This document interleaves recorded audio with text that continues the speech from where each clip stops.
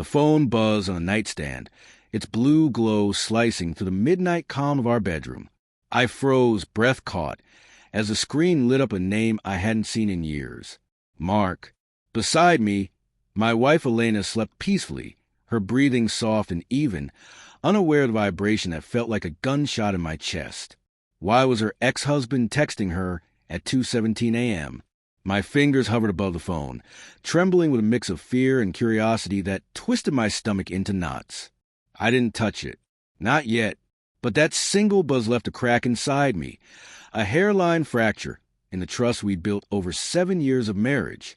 The next morning, the kitchen smelled of burnt toast and Elena's lavender perfume. She moved with her usual elegance, pouring coffee into my mug, her dark hair catching the sunlight streaming through the window. "You're up early," she said, her tone warm but distracted, her eyes darting toward her phone on the counter. I watched her type a quick reply, her thumb moving fast, too familiar, too sure. "Work stuff," she added before I could ask, turning the phone face down. My jaw tightened. Elena, the law firm partner and CEO who thrived on control, suddenly felt evasive. Her excuse sounded thin, like a curtain too sheer to hide what was behind it. "Everything okay?"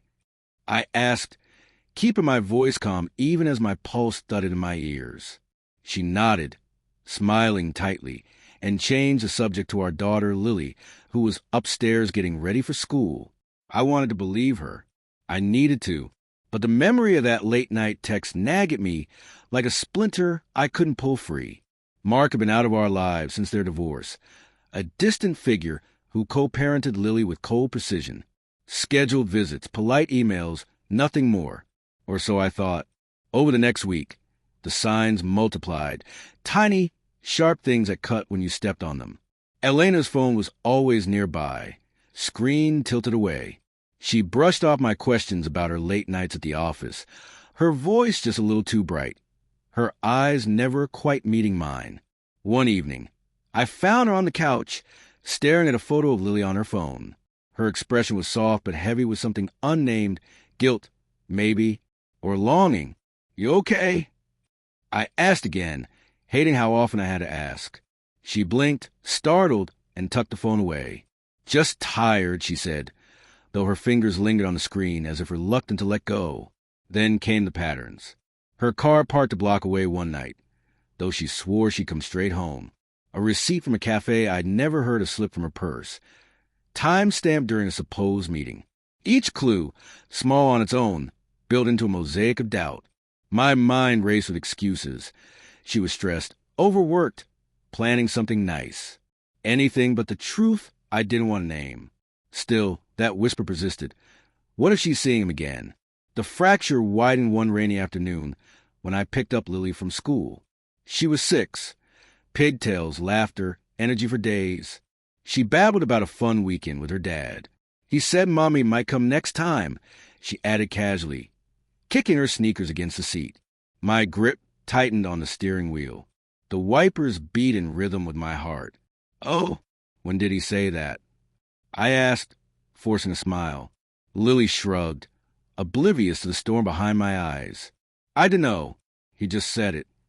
That night, I couldn't hold it in anymore. Elena was in her study, her laptop casting a cold light across her face. I stood in the doorway, voice steady though everything inside me was chaos. "We need to talk." She looked up, her expression cautious. In her eyes, I saw a flicker, fear or defiance, I couldn't tell. "What's wrong, David?" she asked, closing the laptop with a click. I didn't ease into it. "Why is Mark texting you at 2 a.m? Her face went pale for an instant before her lawyer's composure took over. "It was about Lily," she said too quickly. "He had a question about her schedule." My stomach churned. "At 2 a.m? She crossed her arms like armor. "Yes, David. He's her father. Things come up." "Things like you moving in with him?" The words escaped before I could stop them. Sharp, reckless, born from Lily's innocent comment and my own fear. Elena's eyes widened. Her lips parted, but no sound came. Silence filled the room, heavier than any confession. "What did you say?" she whispered. Lily told me. I said, my voice cracking, She said Mark mentioned you joining them. What's going on, Elena? Her gaze dropped, and in that silence, I saw the truth, her slumped shoulders, her clenched fists. It's not what you think, she began.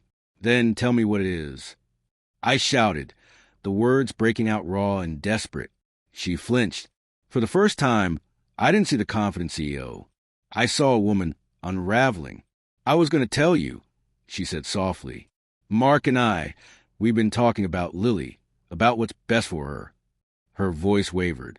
We think it might be better if I move closer to him, to co-parent more effectively. The words hit like a punch. Closer? I repeated hollowly. You mean moving with him? She shook her head, but her denial was weak. Not like that. It's for Lily. She needs both of us. The distance is hard on her. Her tone was practiced, rational, but I could feel it. This wasn't just about Lily. There was something else she wasn't saying. I stepped back, the room spinning. How long have you been planning this? She hesitated. That pause tore through me like a blade. A few months, she admitted finally. I don't want to hurt you, David. I love you. I don't know if I can keep doing this. Doing what? I demanded. Being married?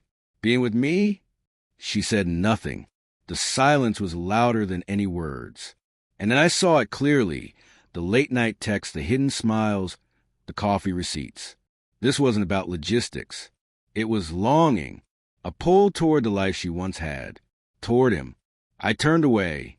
The walls of her study, lined with law books and our wedding photos, felt like they were mocking me. David, please, she said, reaching for me. I stepped back. I haven't decided anything, she pleaded. I'm just confused. I don't want to lose you. But she already had. The fracture had split wide open, the trust gone beyond repair. I walked out, her quiet sobs following me down the hall. I stopped outside Lily's door.